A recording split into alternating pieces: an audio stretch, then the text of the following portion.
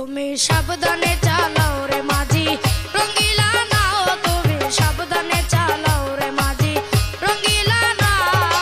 বাবা সাগর দিস পারি, বাবা সাগর দিস পারি, রিনু জিনু বাও, তুমি সাবধানে চালাও রে মাঝি রঙ্গিলা নাও, তুমি সাবধানে চালাও রে মাঝি রঙ্গিলা নাও। বাবা সাগর দিস পারি, বাবা সাগর দিস পারি, রিনু জিনু বাও, তুমি সাবধানে চালাও রে, তুমি সাবধানে চালাও রে মাঝি রঙ্গিলা নাও, তুমি সাবধানে চালাও রে মাঝি রঙ্গিলা নাও। বাবা সাগর দিস পারি, বাবা সাগর দিস পারি, রিনু জিনু। শেষ ঠিকানা যদি 3.5 হাত মাটি হয় তাহলে কিসের তো ক্ষমতার দাপট?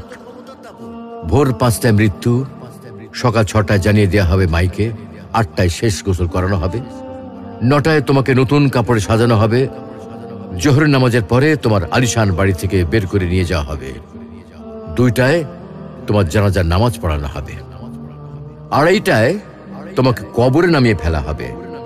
মাটি দেওয়া শেষ হয়ে গেলে কেউ তোমার জন্য দোয়া করবে আর কেউ চলেও আসবে। এই তো জীবনের শেষ আয়োজন। তো কিসের তো অহংকার, কিসের তো ক্ষমতার দাপট? হ্যাঁ, ক্ষমতা কারো জন্য চিরস্থায়ী নয়। অন্যায়ভাবে কাউকে ঠকালে একদিন ঠিক নিজেকেও ঠকতে হবে, এটাই নিয়ম। হ্যাঁ, এটাই নিয়ম। ভোরের সূর্যোদয়ের আলোতে যে পৃথিবী আলোকিত হয়, সন্ধ্যার সূর্যাস্তে তা আবার হারিয়ে যেত দেখি। অসত্য দিয়ে সত্যকে কখনো ঢেকে রাখা যায় না।